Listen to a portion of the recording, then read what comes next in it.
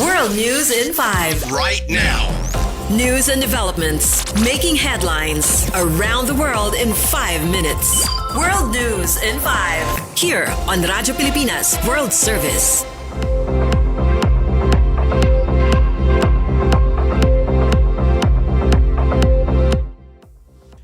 Good day, I am Peñano with today's World News in 5. Israel's government has approved a ceasefire and hostage deal with Hamas, a breakthrough that could finally end 2 years of devastating conflict in Gaza. The agreement ratified early Friday calls for an immediate halt to fighting within 24 hours and the release of Israeli hostages within 3 days after the truce begins. In return, Israel will release hundreds of Palestinian prisoners. Prime Minister Benjamin Netanyahu confirmed the approval, saying it covers the release of all remaining hostages, both living and deceased. Under the deal, Israeli forces will partially withdraw from Gaza, while aid convoys carrying food and medicine will be allowed to enter to help displaced civilians. Hamas leader Khalil al-Hayya said he received assurances from the United States and other mediators that the war would end.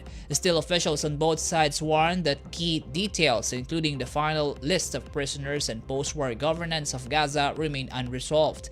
The war, which began with Hamas's attacks on October 7, 2023, has left more than 67,000 Palestinians dead and has strained Israel's ties with its allies, including the United States. U.S. President Donald Trump, whose team helped broker the deal, is expected to travel to the region for a possible signing ceremony in Egypt.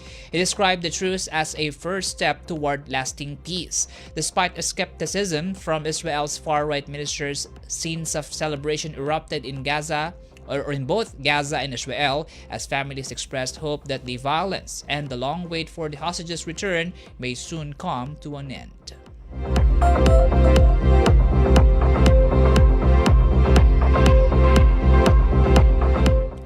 In our news, U.S. President Donald Trump has suggested that NATO should consider removing Spain from the alliance over its failure to meet new defense spending targets.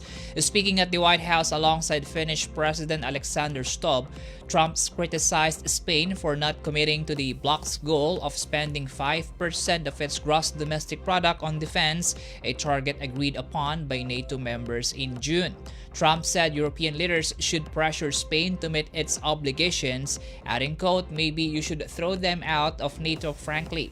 The Spanish Prime Minister Pedro Sanchez had earlier rejected the 5% target, saying it was incompatible with Spain's welfare priorities and vision.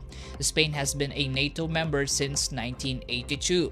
The 32-member alliance has been under renewed scrutiny since Russia's 2022 invasion of Ukraine, which reignited focus on European defense spending.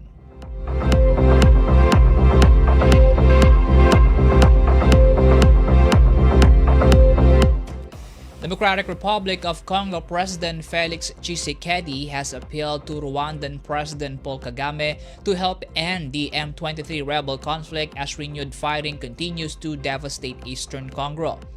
Speaking at an investment forum in Brussels, Tshisekedi directly addressed Kagame, urging him to work toward peace and to call on M23 rebels to halt their military offensives. He said it is not too late to do things right. The appeal comes as U.S. and Qatari mediation efforts face setbacks. Thousands have been killed and hundreds of thousands displaced in this year's fighting, with M23 now controlling more territory than ever.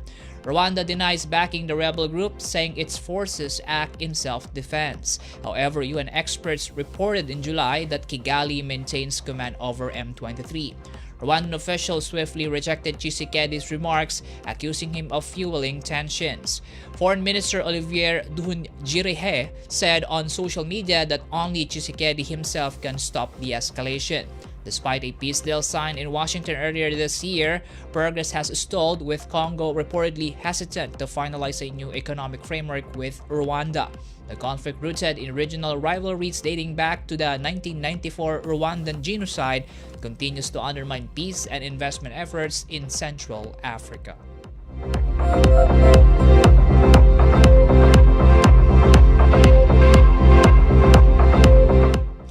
And that concludes today's edition of World News in 5. For Radyo Pilipinas World Service, I am Peñano. Good day. World News in 5. Right now. News and developments making headlines around the world in 5 minutes. World News in 5. Here on Radyo Pilipinas World Service.